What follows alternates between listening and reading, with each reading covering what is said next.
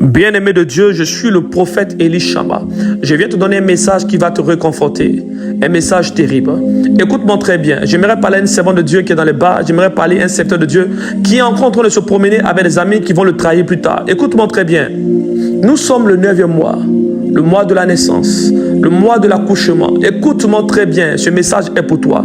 Ne défile pas. Ce message est pour toi. Reste là. Écoute très bien. Bien-aimé de Dieu, dans le règne de l'esprit, le diable s'est levé et a promis faire des sacrifices le 17 et le 19 et le 23.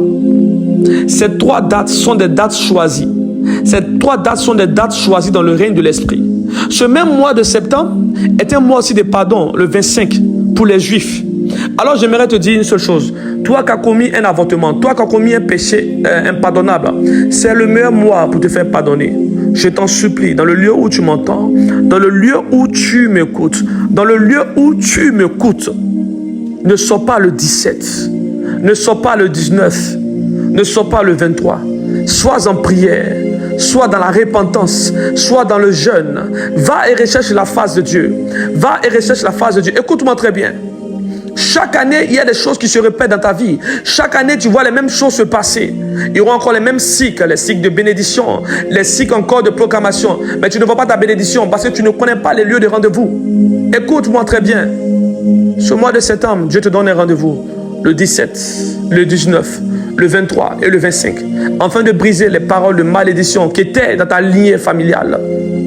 Là où tu es dans la tristesse, là où tu as perdu un frère, tu as perdu une soeur, et tu te poses beaucoup de questions. J'aimerais te dire, si tu es encore en vie, c'est parce que tu as du prix aux yeux de Dieu.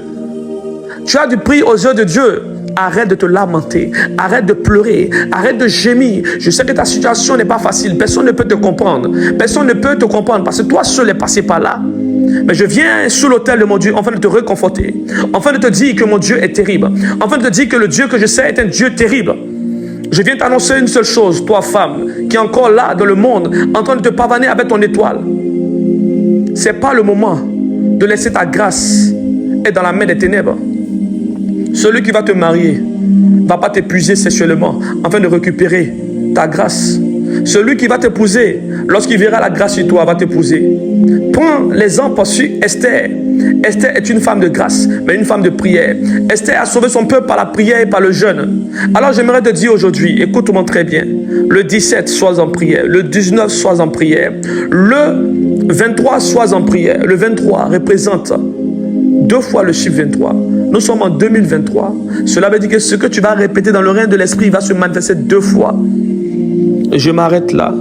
Je vais prier pour toi. Toi qui vas partager ce message. Toi qui vas toucher un frère. Afin qu'il soit averti. Afin qu'il soit averti. Que Dieu te bénisse. Je prie que les portes s'ouvrent pour ta vie. Je prie que l'ange de Dieu qui a établi à ce mois, qui a prévu bénir des personnes, qui était envoyé de la part de l'Éternel, puisse te toucher. Je prie que la grâce de Dieu te restaure. Je prie que la grâce de Dieu puisse te restaurer. Permets-moi de prier en langue maintenant. Ito rakada baraki de lo barashadi havaya. Lizuza zoreke de lebros sabaradiko habaha. Adonai Elohim mehavehuha. Shamaraki te leprai de los. Shelarai de l'orai de levahaya. Que la paix de Dieu soit avec toi. Que la paix de Dieu soit avec toi. Essuie tes larmes. Ce n'est pas le moment de pleurer. Je t'attends avec ton témoignage. Oui. À ton témoignage, tu vas couler des larmes de joie, pas des larmes de tristesse. À ton témoignage, tu vas couler des larmes de joie. Je bénis la vie de tous ceux qui m'envoient des témoignages dans mon inbox. Je vais vous répondre plus tard, lorsque je finirai ce jeûne qui finit bientôt le 26. Soyez bénis, soyez restaurés.